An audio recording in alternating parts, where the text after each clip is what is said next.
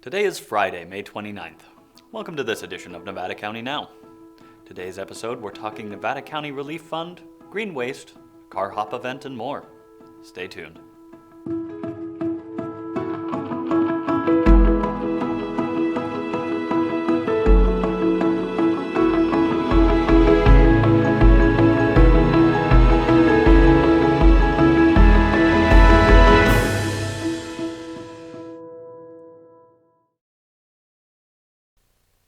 Hello and welcome to Nevada County Now. I'm your host, Cole Pettit.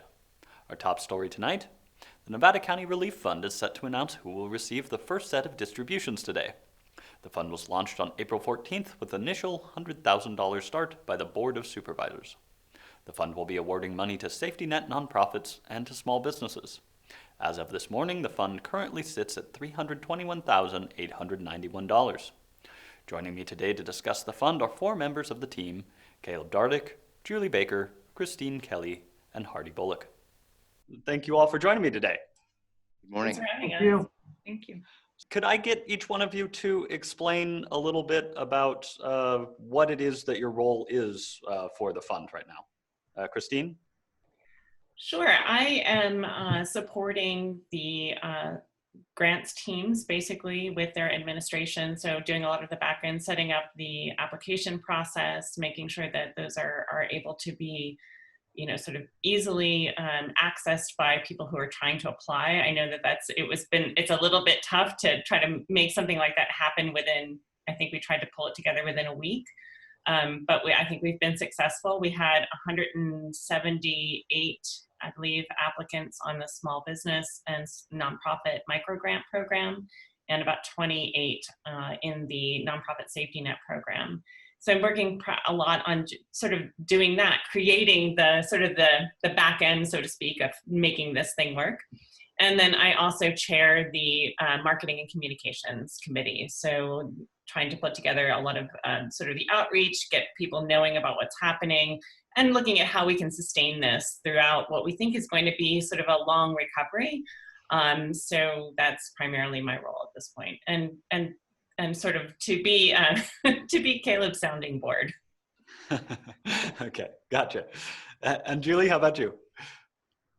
Well, first of all, I just want to say that except for some county support in terms of staffing, this is an entirely volunteer-led effort. And I think there's about 60 people associated with it.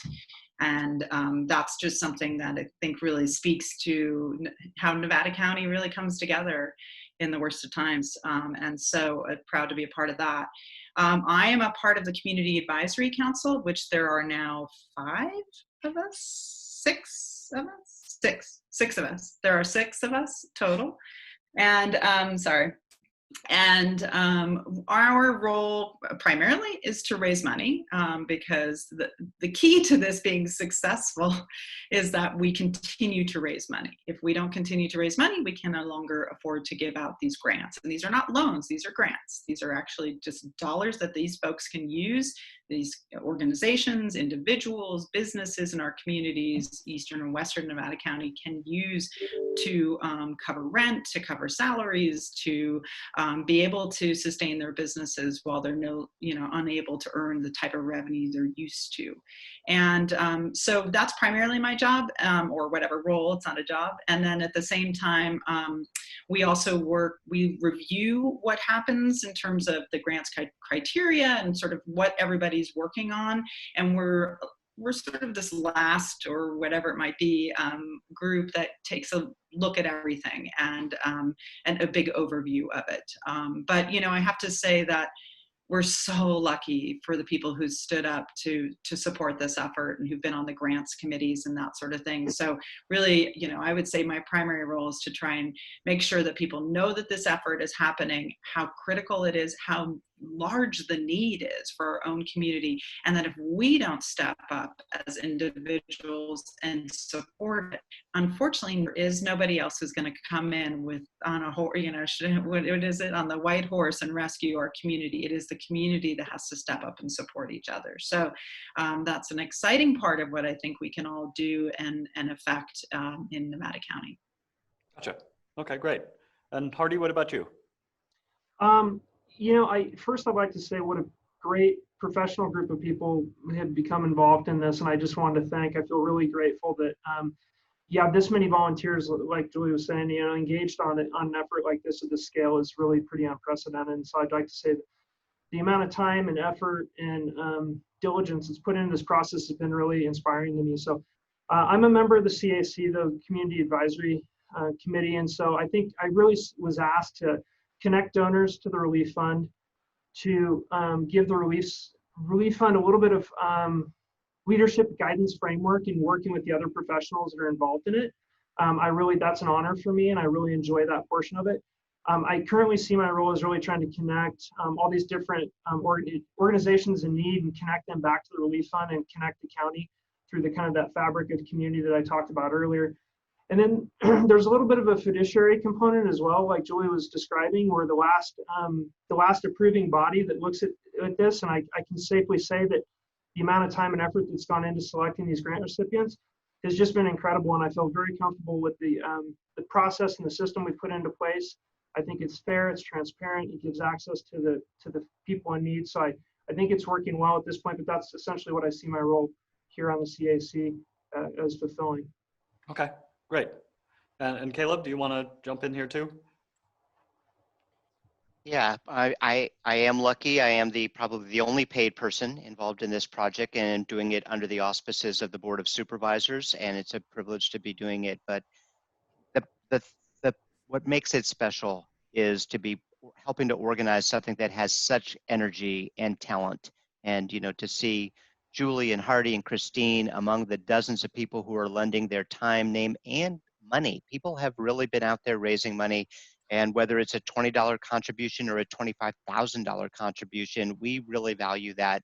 And we need that for those who can to keep giving to the Nevada County Relief Fund, nevcorelief.org, so that we can support those in need. This first round of funding resulted in $1,175,000 in requests, of which we only had $200,000 to give, which is incredible that we raised $200,000 in 6 months, or I'm sorry, 6 weeks or less, barely 6 weeks. But the need hasn't gone away, and so our commitment is to keep fundraising, and every time we raise another $100,000 to get it back out to the people doing that important work on the ground with the nonprofits helping the most vulnerable among us, as well as that lifeline, that bridge support to the small businesses. So it's an ongoing process. I wish I could say it was over, but I'm afraid it's just beginning.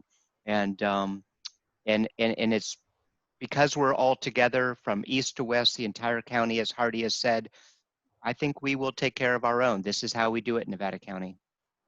Thank you all for joining me today. The following is a list of all the small businesses and nonprofits that are receiving funds from the first distribution today. Again, if you'd like to donate or you want more information, visit nevcorelief.org. The first temporary food facility car hop event put on by the Nevada County Department of Environmental Health is taking place this weekend. It's both Saturday and Sunday from 11 a.m. to 3 p.m. in the Eric Rood Administration Center parking lot at 950 Maidu Avenue in Nevada City. All attendees will remain in their vehicles. Customers will drive up, park, and a car hop will come to your vehicle and take your order.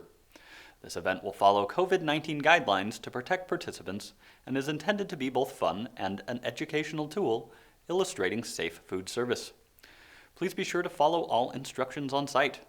The vendors this week will include Sierra Savory's bento boxes, Sherry's hand-dipped ice cream bars, Calico's Hawaiian Kitchen, and Sundance Catering. Each vendor will be featuring up to 2 main items and 1 side. There certainly seem to be a lot of tasty options that I'm looking forward to trying. This event will continue to be held every weekend except July 4th. Stay tuned to the county's social media for updates, lists of vendors, and available food options. The 2020 Ready, Set, Go handbook will arrive in mailboxes across Nevada County this week. The handbook was created by the Nevada County Office of Emergency Services in collaboration with partner agencies and serves as a tool for wildfire safety and emergency preparedness. The resources provided from defensible space guidance to go-bag checklists have been compiled through a collaborative efforts of county officials, local and state agencies, first responders, nonprofits, and community leaders. Steve Monahan, director of the Office of Emergency Services, said, "There is so much information out there that it can almost be overwhelming. We thought it was important to create a streamlined guide for residents with the most up-to-date local information." New information in this year's handbook includes 10 tips for finding insurance, generator safety, and the high-low siren, which is the European alarm utilized by local law enforcement to signal an imminent threat and the need to evacuate immediately. Andy, roll that clip of ours.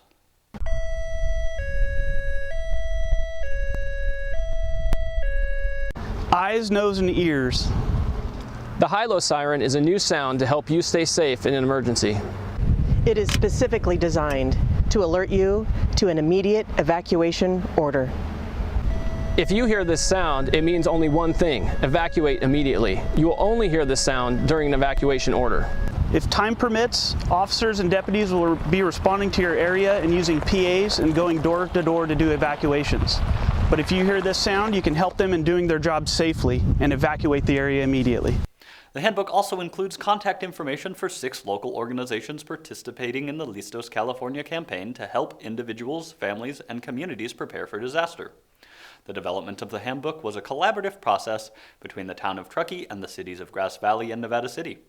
The guide captures municipal codes and ordinances, as well as covers both opt-in emergency alert notifications, systems pertinent to property owners and residents in eastern and western Nevada County.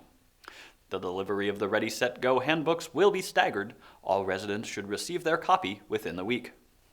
While we're on the topic of wildfires, a reminder that the Fire Safe Council's Green Waste program is continuing this weekend. It runs Sunday through Tuesday, 9 a.m. to 3 p.m., and accepts tree and plant trimmings, weeds, leaves, and branches. Just don't take Scotch broom, blackberries, or poison oak. Be nice to those volunteers out there. There are 3 locations available: Alta Sierra at the NID site on Francis Drive, Penn Valley at the Rodeo Grounds, and Grass Valley at the Rise Gold site on Brunswick Road. So get out there and create your defensible space for both your safety and that of your neighbors. Whether it's COVID, wildfires, or anything else, we're all in this together. We'll leave you tonight with a look at a compilation of bloopers from this week. Hope you enjoy. And remember, stay safe, take care of each other. We'll see you on Monday. Today's episode, we're talking Memorial Bridge Day Tour. Memorial Day Bridge Tour. Yeah, okay, that's definitely Monday. Day is Memorial Day? Germine, huh? It's Germine. Damn it. Is on the California Public Department. God damn it. We'll be out there Sunday. Really? Oh, it's doing pretty good there. Utilized by local law enforcement to signal It runs Sunday through Thursday? I don't know. I'm probably Wednesday, because that's like a combo of Tuesday and Thursday. So Thursday is Wednesday. So it's right in between the two.